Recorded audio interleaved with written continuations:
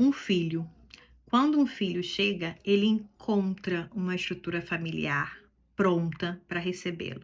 Ele encontra um relacionamento que já existia, um adulto que fez uma escolha consciente, encontra adultos com trabalho, às vezes outros irmãos, um bairro, uma realidade financeira.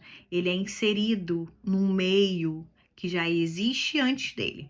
Muitas vezes, antes de sequer pensar em ter um filho, já havia essa estrutura.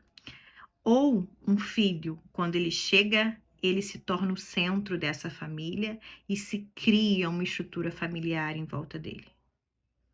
Pensa na diferença. Eu chego pequenininho, num lugar já bem estruturado, com pessoas que fizeram escolhas conscientes, e ali eu já sei mais ou menos qual é o meu lugar, para onde eu tenho que ir, para onde eu não tenho que ir. Já existe uma base sólida para que eu entre ali. Ou eu chego e tudo para, aquele mundo não existe mais e se constrói uma nova estrutura familiar ao meu redor como criança. Você imagina um bebê que acabou de chegar tendo que ser a base, a estrutura de uma família que vai se sustentar ao redor dele. Não tem como.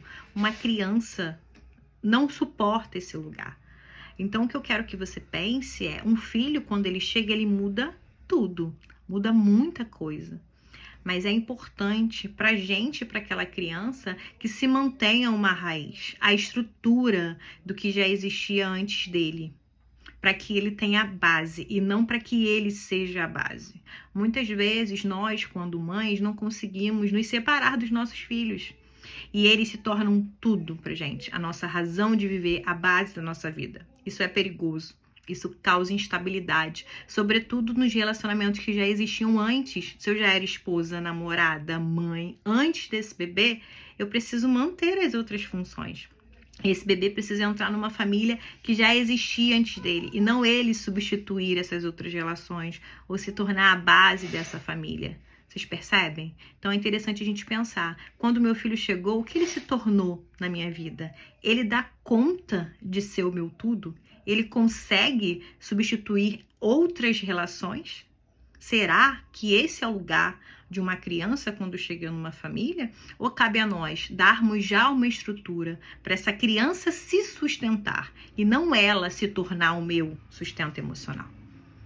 Acho que é interessante a gente começar a refletir sobre isso como sociedade, como nós nos colocamos diante dos nossos filhos, tá bom?